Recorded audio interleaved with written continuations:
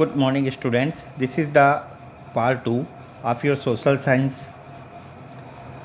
lesson 13. Now, in this part, we will study second part. At the time of independence, India was visualized as a union or amalgamation of states.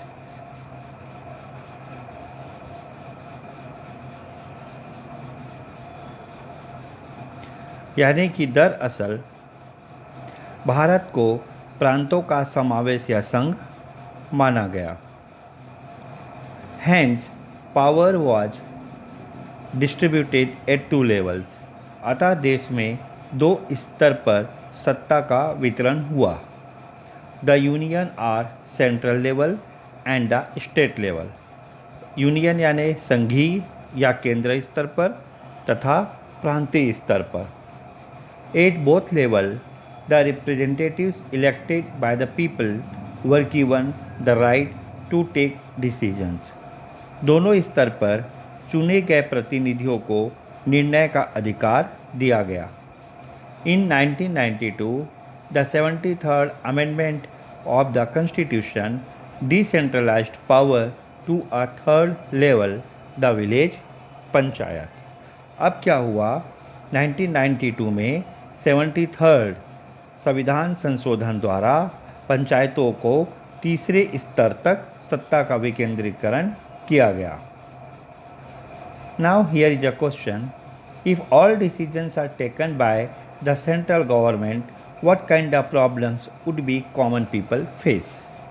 इसका मतलब यह है, पूछ रहा है कि अगर हर राजनीतिक निर्णय केंद्र सरकार ही करे तो आम लोगों को किस तरह की परेशानी होगी। Second question: if all decisions are taken at the panchayat level, what impact would it have? यानी कि यदि सारे राजनीतिक निर्णय पंचायत स्तर पर हो तो उसका क्या प्रभाव होगा। Try to write the answer of this questions on the basis of the above paragraph. ऊपर दिए गए पैराग्राफ को फिर से एक बार पढ़िए और इन दोनों क्वेश्चंस का आंसर लिखने की कोशिश कीजिए।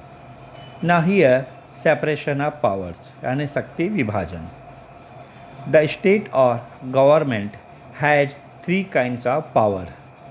राज्य शासन के पास जो शक्तियां हैं वे तीन प्रकार की होती है।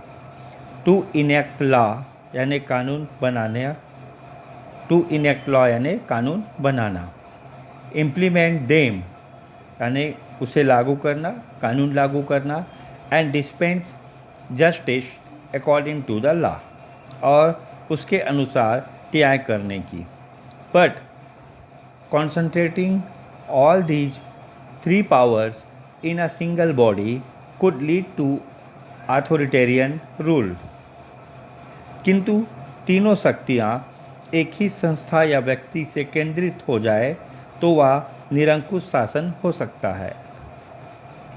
अथॉरिटेरियन रूल यानी निरंकुश शासन। Hence, these powers should reside in separate and independent organization. शक्ति विभाजन का अर्थ है इन शक्तियों को अलग करना और स्वतंत्र संस्थाओं को सौंपना। This is what separation of power means. यही शक्ति विभाजन का अर्थ है। As you learned in the previous class, such separation was a major objective of most democratic revolution. जैसे कि हमने पिछली कक्षा में पढ़ा, लोकतांत्रिक क्रांतियों या डेमोक्रेटिक रिवॉल्यूशन का एक मुख्य उद्देश्य शक्ति विभाजन था। So most modern government have three arms or branches. इस प्रकार आधुनिक सरकार के तीन अंग हैं। द लेजिस्लेचर, लेजिस्लेचर का मतलब विधायिका, which enact laws and formulate policies, which enact laws and formulate policies. Legislature विधायिका जो कानून व नीतियाँ बनाती है। The executive which implement these laws, कार्यपालिका जो उन्हें क्रियान्वित करती है, and the judiciary which dispense justice in accordance with these laws, तथा न्यायपालिका जो उनके अनुसार न्याय करती है। The principle of separation of power ensures that the three branches of government, legislature, executive, and judiciary, are independent, have their specific responsibilities, and don't interfere with or try to control each other. शक्ति पृथक्करण या शक्ति विभाजन सिद्धांत के अनुसार कार्यपालिका, विधायिका तथा न्यायपालिका में से प्रत्येक अपने कार्यक्षेत्र में स्वतंत्र हैं तथा उसे किसी अन्य पर नियंत्रण की शक्ति प्राप्त नहीं होती। लेकिन वास्तव में यह संभव नहीं होता। But this is not always possible in practice, यानी वास्तव में यह संभव नहीं होता।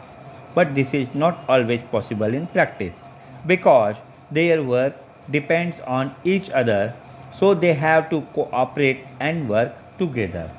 क्योंकि तीनों के काम एक दूसरे पर निर्भर हैं और उन्हें मिलकर चलना होता है। That is why India adopted the principle of limited separation of powers. अतः भारत में सीमित शक्ति पृथक्करण सिद्धांत को अपनाया गया है। We have a parliamentary democracy in which the judiciary is independent but the legislature and executive depend on each other because the executive council of ministers is itself a part of legislature parliament। देखिए इसको समझिए, यहाँ संसदीय लोकतंत्र है। We have a parliamentary democracy. We have a parliamentary democracy यानी यहाँ संसदीय लोकतंत्र है जहाँ न्यायपालिका की स्वतंत्रता तो पूर्ण है। इन विच द जुडिशरी यानी न्यायपालिका इज इंडिपेंडेंट, न्यायपालिका की स्वतंत्रता तो पूर्ण है, पर विधायिका और कार्यपालिका यानी लेजिस्लेचर यानी विधायिका, एग्जीक्यूटिव यानी कार्यपालिका, विधायिका और कार्यपालिका एक दूसरे पर निर्भर हैं, डिपेंड ऑन ईच अदर। इस प्रणाली में कार्यपालिका यानी मंत्रिपरिषद it itself is एग्जीक्यूटिव यानी काउंसिल ऑफ मिनिस्टर, कार्यपालिका मंत्रिपरिषद, एग्जीक्यूटिव काउंसिल ऑफ मिनिस्टर, कार्यपालिका मंत्रिपरिषद, विधायिका संसद, लेजिस्लेचर पार्लियामेंट, लेजिस्लेचर यानी विधायिका, संसद यानी पार्लियामेंट का ही अंग होती है। यानी लिखा गया है कि इस प्रणाली में कार्यपालिका यानी मंत्रिपरिषद विधायिका यानी संसद का ही अंग होती है। Since the members of the council of ministers are also members of the parliament, the executive and legislature are closely intertwined. दूसरी ओर जैसे मंत्रिपरिषद के सदस्य संसद के भी सदस्य होते हैं और उसके प्रति जवाबदाह हैं। दूसरी ओर कार्यपालिका जिसका अध्यक्ष राष्ट्रपति होता है, संसद के 2 सत्रों को बुलाती है और अन्य तरीकों से भी विधायिका के कार्यक्षेत्र में हस्तक्षेप कर सकती है। इसका मतलब यह है कि कार्यपालिका और विधायिका, लेजिस्लेचर एंड एग्जीक्यूटिव काउंसिल दोनों एक दूसरे के साथ गुथे हुए हैं। इंटरविंड का मतलब यहाँ गुथा हुआ है। ठीक, नाउ क्वेश्चन है, what are the names of the 2 houses of parliament? Right? What are the 2 houses of parliament? यानी हमारी संसद के दोनों 2 सदनों का नाम क्या है? Which of these houses has members who are elected by all adult votes? यानी इनमें से किस सदन के सदस्यों को भारत के सभी सदस्य व्यक्ति वोट देकर चुनते हैं? How are laws enacted by the parliament? यानी संसद में कानून किस प्रकार बनाए जाते हैं? Next topic is union legislature यानी पार्लियामेंट, संघीय विधायिका, यूनियन लेजिस्लेचर, संघीय विधायिका, पार्लियामेंट, संसद।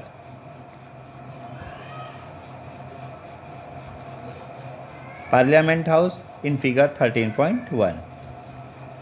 Our union legislature is called the Parliament. हमारे संघीय विधायिका को संसद का नाम दिया गया है। It is composed of the President and 2 houses, Lok Sabha and Rajya Sabha, जो राष्ट्रपति और 2 सदनों लोकसभा और राज्यसभा से मिलकर बनती है।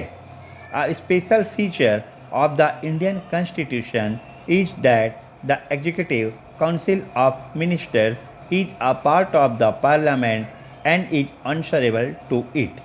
यानी भारतीय संविधान की विशेषता यह है कि कार्यपालिका यानी मंत्रिमंडल संसद का ही हिस्सा है और संसद के प्रति जवाबदेह उत्तरदायी है। The Parliament represents the will and supremacy of the people. संसद देश की राजनीतिक व्यवस्था की नींव है जिसमें जनता की संप्रभुता का समावेश एवं सार है।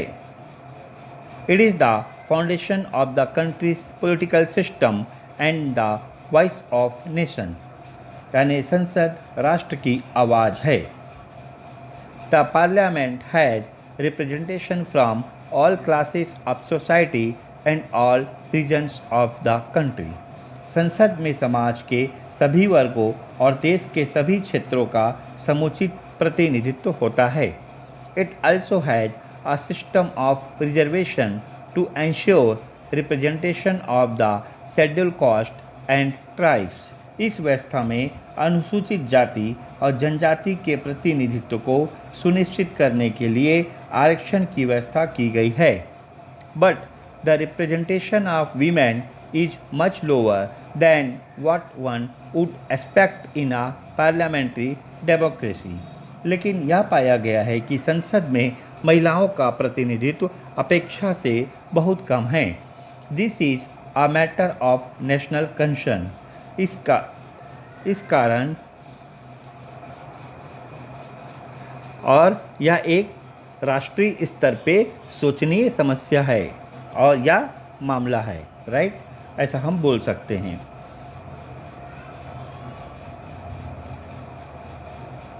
That is why a bill to amend the Constitution to reserve at least 33% of the seats in Parliament for women has been under consideration for several years. इसी कारण कई वर्षों से एक संविधान संशोधन विचाराधीन है जिसके अनुसार संसद में महिलाओं को कम से कम 33% आरक्षण मिले।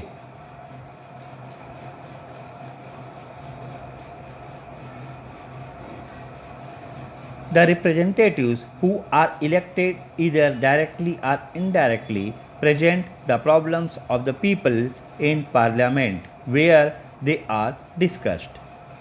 सांसद सीधे या प्रत्यक्ष या अप्रत्यक्ष तौर पर जनता द्वारा चुने जाते हैं और जनप्रतिनिधि जनता से संबंधित समस्याओं और शिकायतों को संसद में व्यक्त करते हैं।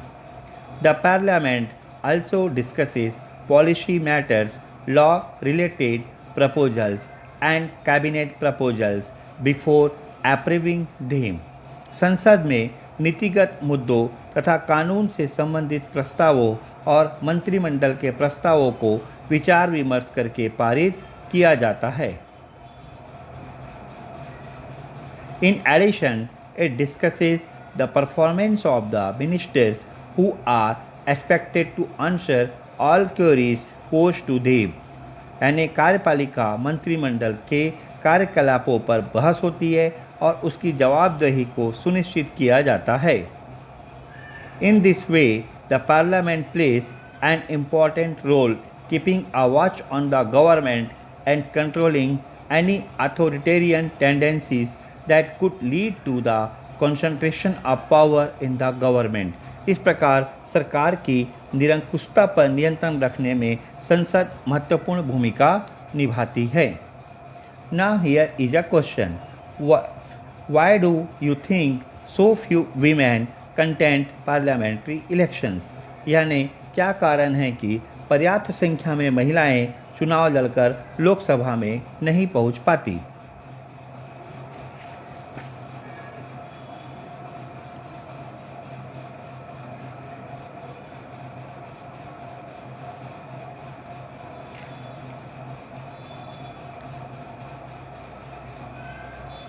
Lok Sabha and Rajya Sabha. India has two legislative houses, the Lok Sabha and the Rajya Sabha. Bharat में दो सदनीय विधायिका की व्यवस्था की गई है। ये सदन हैं लोकसभा और Rajya Sabha. The Lok Sabha members are directly elected to the House by the people of India, whereas the Rajya Sabha members are elected by the members of the state legislature.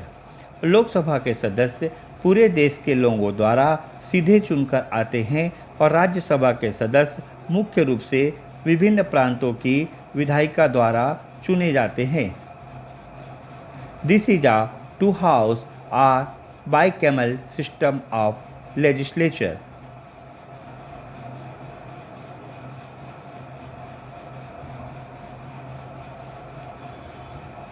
Why are two houses needed? दो सदनों की क्या ज़रूरत है? If there was only a Lok Sabha, how would things change? केवल लोकसभा होती तो क्या होता? We read earlier that India is a union in which power is divided between the center and the state. जैसे हमने पढ़ा, भारत एक संघीय देश है जिसमें सत्ता केंद्र और प्रांतों के बीच बटा हुआ है। The parliament is the supreme law-making body of the country, so it has to work with the state legislatures to perform its functions. संसद देश के कानून बनाने की सर्वोच्च संस्था है, अतः उसमें प्रांतीय विधायिकाओं की सहभागिता आवश्यक है। This interactive cooperation is ensured by the Rajya Sabha, whose members are elected by the state legislature. इसलिए राज्यसभा की व्यवस्था है जिससे प्रांतों की विधायिकाएं सदस्य चुनते हैं। There are many advantages of having two houses in parliament. किसी भी देश में विधायिका के दो सदन होने के कई लाभ हैं। For one, the parliament needs experts, especially subject experts and professionals who are accomplished in their fields like scientists, legal experts, industrialists, writers, artists, etc. पहला है कि संसद में विशेषज्ञों की उपस्थिति। आमतौर पर विषय विशेषज्ञों व विभिन्न विधाओं के पारंगत जैसे कलाकार, वैज्ञानिक, लेखक, कानूनी विशेषज्ञ आदि को लोकसभा चुनाव जीतकर संसद में पहुंचना संभव नहीं होता। If it has to perform its functions properly, और it is not always possible for such expert to win an election to enter parliament, right? The state legislatures can choose such experts and send them to the Rajya Sabha. ऐसे लोगों को विधायिकाओं के सदस्य चुनकर राज्यसभा में भेज सकते हैं। The parliament thus benefits from their expertise, and the second advantage is that any proposed law is debated twice before being enacted. यानी ऐसे लोगों को इस तरह संसद को उनके अनुभव और विचारों का फ़ायदा मिल सकता है। दूसरा, दो बार कानूनों पर विचार विमर्श। जैसे कि आपने कानून बनाने की प्रक्रिया के बारे में याद किया होगा, हमारा हर कानून दोनों सदनों में विचार विमर्श के बाद ही पारित होता है।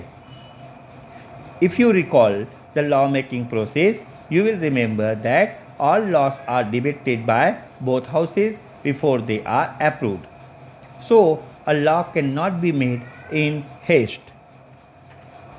अतः हर कानून जब दो बार चर्चा होती है, अतः जल्दबाजी में या त्रुटिपूर्ण कानून बनाने से बचा जा सकता है। This lengthy procedure helps to prevent a flawed law from being passed. यानी त्रुटिपूर्ण कानून बनाने से बचा जा सकता है. Now here is a question. Most state legislature have only one house, the Vidhan Sabha. Is it necessary to have two houses in the states? If yes, then why? यानी क्या दो सदन होने से कोई नुकसान या समस्याएं भी हो सकती है? अपने विचार को रखें. और भारत के अधिकांश प्रांतों में एक ही सदन है. क्या प्रांतों में दो सदन जरूरी नहीं है? यदि हाँ तो क्यों? और आपके लिए एक असाइनमेंट है, collect newspapers reports about the Rajya Sabha proceedings and discuss in the class. यानी राज्यसभा के काम पर समाचार पत्रों में जो खबरें छपी हैं उन्हें इकट्ठा कर चर्चा करें. Now, my dear students, this is enough for this video lesson. We will continue in our next video lesson. Till then, revise it and do the exercise.